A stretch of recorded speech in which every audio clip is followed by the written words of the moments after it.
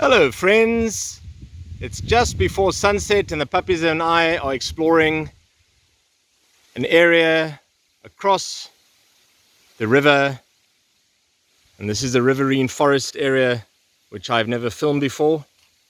Let's take a nice relaxing walk. You're welcome to join me. Let's go puppies, come on, come. Very cool and peaceful here.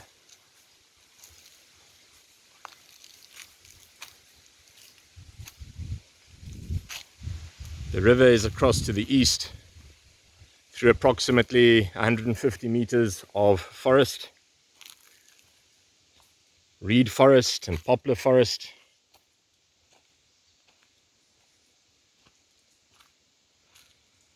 Absolutely love this jungle. It's such a contrast to the open valley areas of the reserve.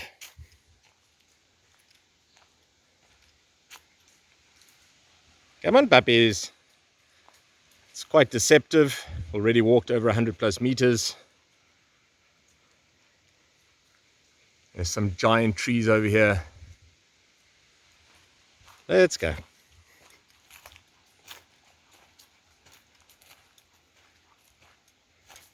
And of course, many secretive creatures do visit this area because it is so undisturbed.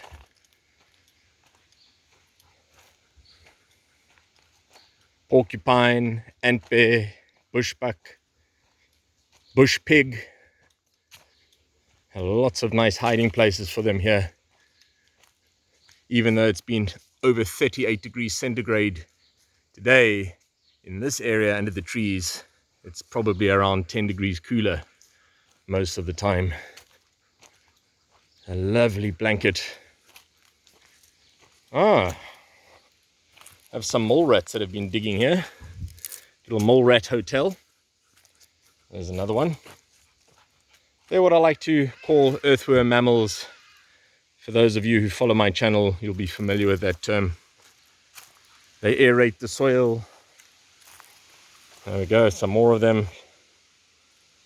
And it's also a very good sign of a healthy ecosystem. And it can also be seen that these are fresh. The top of the soil here is still very, very loose, even after the windy days we've been having here. All right, we're at the river itself. Let's have a little pop in here quickly.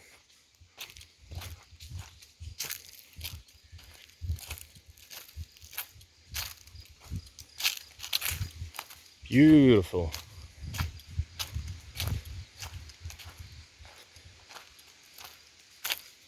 Come on, puppies, you want to have a swim? Come. Go take a swim. Yeah, come on. Good girl. Oh, it's fun to explore. We're going to be going all the way along through the forest trail right up this area. Good girls. Is that lovely? For those of you who are familiar with the property as well, you've never seen this section, I can assure you. We're usually on the other side of that wind pump over there.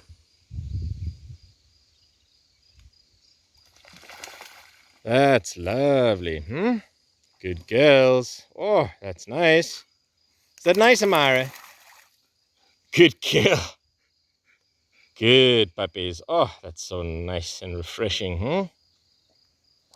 Just love these old trees. Their growth patterns here. All right, let's go. Come along when you're ready. Come on. Let's carry on the walk. Come. Oh, it's too nice now, huh? Come on. You don't even know the way. Puppies have never been here before. Come on. Good girl, Kia. Good girl, Amara. Come on, sweeties. Let's go. Quite a steep embankment. Come on. Come. There we go. Clever girl. Come on, Amara. Come on. Let's go. Come on. Come on. Come on. Huh? Is that too steep? Is that too steep, sweetie? Let's find you another way out. Come. Come on. Come, Amara. Here's a nice spot for you. Come on, Amara. Come, come. This way. Come. Come. Come. A little delay. There's no rush when we go for our walks though. We just enjoy them. Good girl. There you go. Clever puppy. And of course some areas are easier to access than others because the Cape clawless otter, Aeonyx capensis, an incredibly shy indicator species as I call them, of healthy habitats, makes little runs on the embankments into the river in some areas. In fact, in one of the commonly visited reserve swimming pool areas, as I call it, there are lots of scats, basically chewed up crab shells that can be seen as part of the diet of the Cape clawless otters scattered around. Probably where they get the name from, I would guess. Scattered, scats. It's like a latrine or midden. All right, let's go. Oh, it's such a beautiful time of the day. What a pleasure.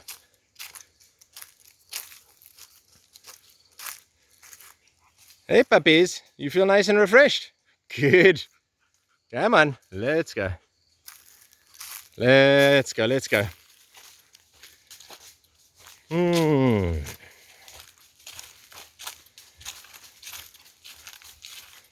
Let's go, let's go.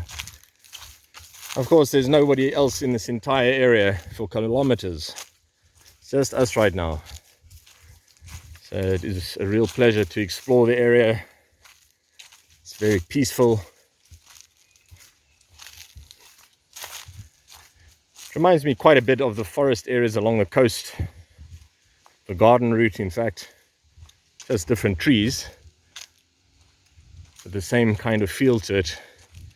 Old rotting detritus, lots and lots of eyes. I can feel them watching me as I move through their habitat right now. And of course rush hour traffic is going to be starting up in the next half an hour as all the hardy-dar ibis come in to roost for the night. They like to all come and visit this area. We also get the storks coming through, and sometimes the fish eagle, which is an incredibly beautiful species. Very, very fortunate to have the occasional visits in this area from them. Again, they are very fussy about the ecosystems that they visit. So it's always a compliment when we see these much more uncommon species in the area. Right, just going along parallel to the river again. Over here, have a little look back. Good puppies, what good girls. Oh, just breathe this piece in. It's wonderful. All right, we'll be coming across a little secretive pond away from the river before too much longer. It's a fantastic place to go for a mountain bike ride or a jog, or of course just a walk like now. I really like this section, just totally covered up. Just think how old these trees are here. Some of them are seriously old, like this one here. Let's go say hello to this beautiful tree. Wow, what a privilege to be able to see you up close like this. Hey puppies, what do you think? It's lovely here. Oh, there the hardy-dars are starting.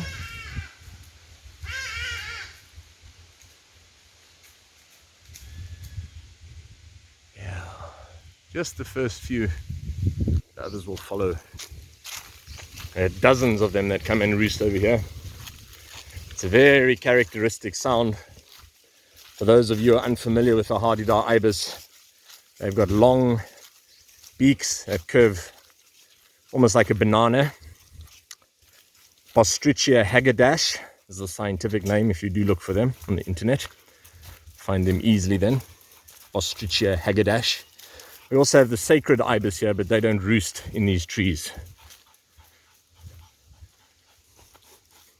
And that's Thresciornis ethiopicus.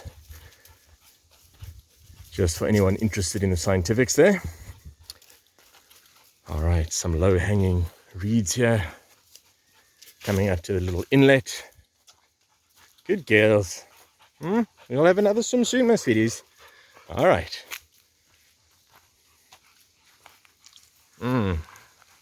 Oh, there was a hardy-dar now. Taking off. There you go. Flying off there. Let's just have a look here. This is very, very overgrown. This kind of reed jungle is incredibly challenging to move through. Lots and lots of masked weaver and cape weaver nests over here. And interestingly, with this bird species, they'll return to the same nesting sites again and again and again. And there is a hierarchy, in fact. The birds who make their nest lower down in the tree, which are more vulnerable to predators attacking, are usually the junior birds who are still learning about their nest building skills. And females will often come through and investigate a nest, and if it's not good enough, she will leave it, and males will have to make 2, 3 or more nests sometimes until it meets with the female's approval. All right, puppies, come. Interesting smells here. I always wonder what they pick up on. Must be incredible to have these super olfactory senses. All right, let's go. All right, back towards the river trail. Let's go, let's go. Rush hour traffic. Nope. Let's go, let's go.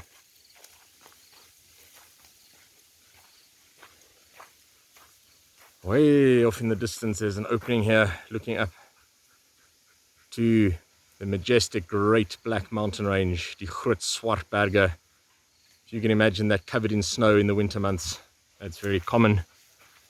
And then this is, of course, where all the overflow will come through. Lovely reed corridor. And after this last little dip for the puppies, we'll be heading back. Come on, go swim. One more swim for you. Come on. Go swim, go swim, go swim. Come on, Amara. Good girl, Kia. That's lovely. Well, my friends, no matter where you might be in the world, I do hope you stay safe and take the time out just to breathe in deeply and enjoy every day. Until next time.